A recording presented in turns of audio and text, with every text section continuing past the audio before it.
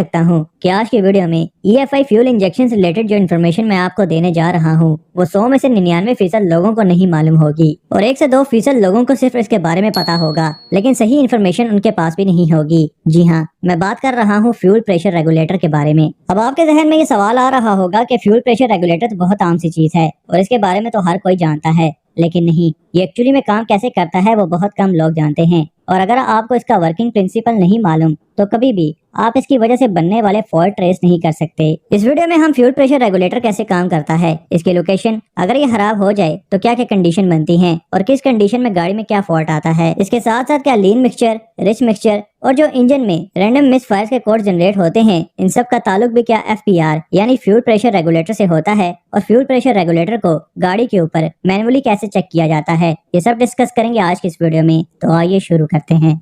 सबसे पहले जानते हैं कि फ्यूल प्रेशर रेगुलेटर काम कैसे करता है। फ्यूल प्रेशर रेगुलेटर का मेन काम फ्यूल को रेगुलेट करना होता है। इसकी लोकेशन ज्यादातर गाड़ियों में आपको फ्यूल इंजेक्टर्स के ऊपर कॉमन रेल पर मिलेगी। बहुत से टेक्नीशियंस के माइंड में यह मिथ है कि फ्यूल प्रेशर रेगुलेटर का बेसिक काम फ्यूल टैंक से आने वाले फ्यूल के प्रेशर को एक जगह कांस्टेंट रखना है और बाकी का जो फ्यूल है उसे वापस फ्यूल टैंक में भेजना है, यानी कॉमन रेल में फ्यूल के प्रेशर को फिक्स रखना है, ना ज्यादा होने देना है और ना कम। तो फ्यूल प्रेशर रेगुलेटर बिल्कुल भी ऐसे काम नहीं करता। अब क्या होता है कि जब गाड़ी आइडल या फिर लो RPM पर चल रही होती है तब उसे हाई प्रेशर फ्यूल की जरूरत होती है, क्योंकि लो RPM पर इंजन में जो एयर सक्शन है यानी जो एयर का खिंचाव है वो कम होता है। अब जब फ्यूल इंजेक्टर्स ओपन होते हैं तो उससे निकलने वाला फ्यूल पूरी मिकदार में कंबक्शन चैम्बर में नहीं पहुंच पाता। इसी तरह हाई RPM पर इंजन में एयर की सेक्शन बढ़ जाती है। इस कंडीशन में फ्यूल इंजेक्टर से ज्यादा प्रेशर से फ्यूल को इंजेक्ट करवाने की जरूरत नहीं होती। तो इस फ्यूल के प्रेशर को इंजन की स्पीड के हिसाब से ज्यादा या कम करने के लिए फ्यूल प्रेशर रेगुलेटर का इस्तेमाल किया जाता है।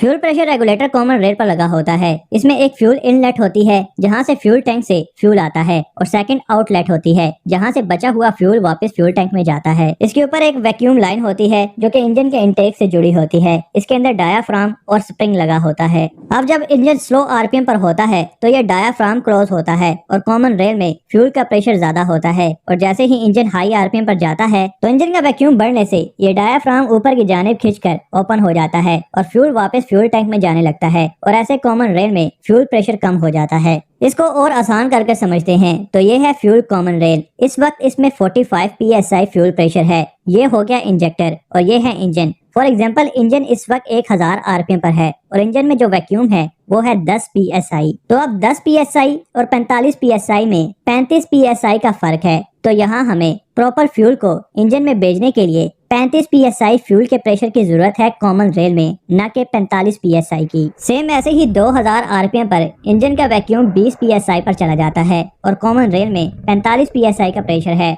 तो इन दोनों में 25 PSI का डिफरेंस है। अब यहाँ फ्यूल प्रेशर रेगुलेटर इंजन के वैक्यूम के मुताबिक और ज्यादा ओपन होगा और कॉमन रेल में फ्यूल का प्रेशर 25 PSI पर आ जाता है और यह सिलसिला इसी तरह चलता रहता है। अब बात करते हैं कि फ्यूल प्रेशर रेगुलेटर के खराब होने पर गाड़ी में क्या क्या मसले आते हैं। तो फ्यूल प्रेशर रेगुलेटर खराब होने की 2 कंडीशन होती है। नंबर 1 कि यह ओपन पोजीशन में स्टक यानी जाम हो जाए और नंबर 2 कि ये क्लोज पोजीशन में स्टक हो जाए। अगर ये ओपन पोजीशन में स्टक हो जाए तो फ्यूल हर वक्त वापस फ्यूल टैंक में जाता रहेगा, जिसकी वजह से फ्यूल प्रेशर काफी ज्यादा कम रहेगा। इस सिचुएशन में loss of power, low pickup, rough idling, engine का देर से स्टार्ट होना, इसके अलावा लीन मिक्सचर का इशू आता है कम फ्यूल जाने से। इसी तरह क्लोज पोजीशन में स्टक होने से कॉमन रेल में फ्यूल का प्रेशर बढ़ जाएगा और इंजन में और फ्यूल जाने लगेगा, जिसकी वजह से बैड फ्यूल इकोनॉमी और रिच मिक्सचर का इशू आएगा। डाटा ट्रबल कोड्स की बात करें तो फ्यूल प्रेशर रेगुलेटर से रिलेटेड बराह रास्त आपको डाटा ट्रबल कोड्स देखने को नहीं मिलेंगे, क्योंकि ये मैकेनिकली कंट्रोल होता है। इसका ECM से कोई कनेक्शन नहीं होता, लेकिन फिर भी इससे रिलेटेड ECM 2 कोड्स जनरेट करता है जो कि आपको स्क्रीन पर नजर आ रहे हैं। इसके अलावा फ्यूल प्रेशर रेगुलेटर खराब होने पर लीन मिक्सचर का कोड, रिच मिक्सचर का कोड और रैंडम मिस फायर के कोड्स भी जनरेट होते हैं। फ्यूल प्रेशर रेगुलेटर को गाड़ी के ऊपर मैनुअली चेक करने का सबसे आसान तरीका ये है कि आप प्लायर की मदद से